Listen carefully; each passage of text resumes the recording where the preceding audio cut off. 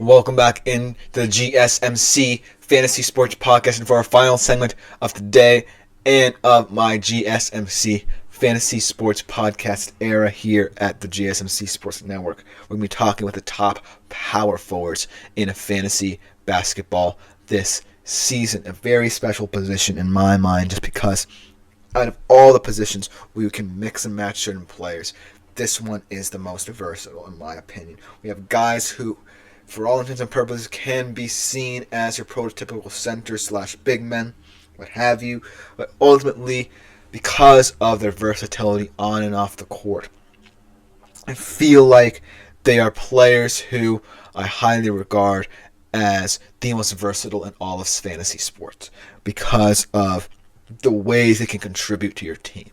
If you need rebounding, if you need defense, these are your ultimate providers, and they can come from anywhere. You don't necessarily have to define the power forward position as a quote-unquote power forward position because it's indefinable. And that's what I love about fantasy basketball. Even though I haven't played it in so long, it's just such a versatile sport that keeps you on your toes. And ultimately, the power forward position is one of the most exciting to talk about. So without further ado, let's jump right into it. Starting off with a guy who I really like. Yes, he plays for the Raptors. One of my friends from Fordham Radio, shout out Trey, one of his favorite players to watch, Scotty Barnes. I feel like Scotty Barnes just does not get the appreciation he deserves for his versatility as a two-way athlete for Toronto. Yes, is Toronto a bad team at the moment? They are. But Scotty Barnes is the promise, the rejuvenation that they need. And yes, the trade with the Knicks really did not go in their favor, but by retaining a guy in Scotty Barnes who you have faith in, you drafted, you developed, it just goes to show they're willing to stick with this process. They're willing to allow Scotty Barnes to become the face of the franchise. 19.8, 6.4, 8.1 stat line for him shows that, yes, this is a rebuilding team. Because if Scotty Barnes' numbers were inflated, we would think he was on a contending team. And it just goes to show that in the NBA, it's kind of hard to develop a rebuilding roster, and it's kind of hard to do it in so many different ways. Whether it be through trades like the Raptors tried to do, and at the start it looked like they got two guys in Barrett and Quickly who can contribute and alleviate the burden on Barnes, but now it's not looking that good. But ultimately, Scotty Barnes is still someone who I would invest a lot of time into if I'm Toronto. And if I'm a fantasy basketball owner, we're really looking forward to seeing how he grows once the Raptors get better as well, should he remain with this franchise for the long run. Because if he does, it's going to be a nice investment for Toronto. And I really feel his talent lies in his abilities to be that versatile player who can play and guard multiple different positions. So that's why I feel like Scotty Barnes adds a lot of value from a fantasy perspective. Maybe not as a starter level player, potentially as a role player, a flex player off your bench. So that's what I see in Scotty Barnes. Someone who right now, because of his team circumstances, isn't as desirable as some of the guys we'll be talking about later, but ultimately still adds a lot of value in what he can become with the future of this franchise. So that's why I'm really looking forward to the development of Scotty Barnes in Toronto. Now let's talk about Karl Anthony Towns, because a lot of people think of this guy as your prototypical center, prototypical big man. But in the landscape of the New York Knicks, and knowing this because my father is a New York Knicks fan, you really don't have a position as a New York Knick. All you are basically is someone who's asked to put up a lot of points. And if you do that on a consistent basis, Tom Thibodeau really doesn't care what position you play. He's going to put you out there on a consistent basis and ask you to do the best you can in offense. And because it's Cat, it's someone who adds a lot of value to this Knicks team that was very stagnant because of that mindset from Tibbs last year. Because a lot of pressure was on Jalen Brunson, and even though Jalen Brunson is otherworldly at the point guard position, you kind of needed that stability and spacing in your front court with Cat, and he's provided that in spades. I really like the tempo now from what I've seen of this Knicks offense and what Cat brings both in versatility on the offensive side of the basketball and on the defensive side. And so that's what value Cat brings, even in this very interesting Knicks system. Because when I look at what the Knicks can be in the Eastern Conference, for not just this year, but for years to come, they can be a team that, yes, while they rely too heavily on their stars, it's because of their stars that they can really challenge teams, because you're seeing the same faces minute after minute on the court with you. And that can really sink into opposing teams' heads and really get them thinking about, okay, if these guys can keep up with us for this long, then we got to ramp up our game. And I don't necessarily think that in certain moments teams can really match the Knicks' energy when they're on. It's that tempo that they bring, that energy that they bring when all of their starters are on the court for an extended period of time, that allows them to do this under Tibbs.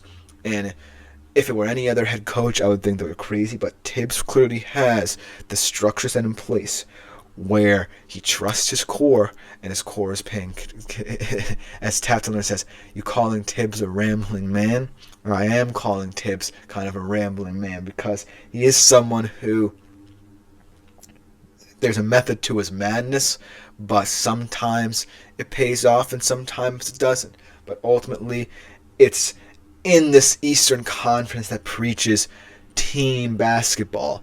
Very interesting to see, and a nice contrast to what other teams are doing around them.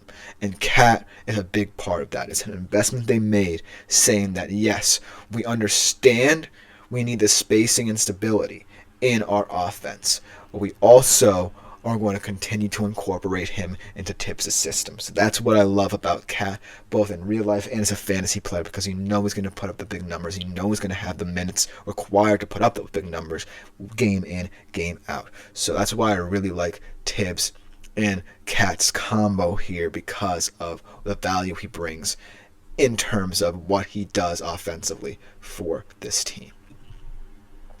Then at 2, Giannis. It's been kind of a weird season for Giannis, yes, and the Bucks overall. They started off pretty rocky. Now they've gotten into form. Giannis playing at his usual level, 32.6, 6.1, 11.6 rebounds. And I feel like, Giannis is still that guy who a lot of people buy into in terms of his abilities on the offensive side of the basketball. And I feel like the Bucks are starting to become more of a team-oriented organization, where they're starting to invest in what they've built through the draft, through trade acquisitions, even though they feel like they're over the hill as a team. What I mean by that is they are an older roster, but they still feel like they can get the most out of this team, even though I don't necessarily view them as one of the top contenders in the Eastern Conference. They're going to have to get through the Celtics, the Cavs of the world, the Knicks of the world. And I'm not necessarily certain this team is well equipped enough outside of the rapport that has been built up between Giannis and Lillard these past couple of games, to where I'm confident that they can make some noise in the East this year.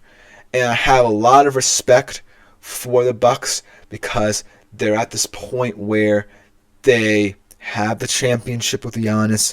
They have gone to the playoffs consistently, and they were the prototype that everyone was looking up to in the Eastern Conference once, all these younger teams started to create their own revolution.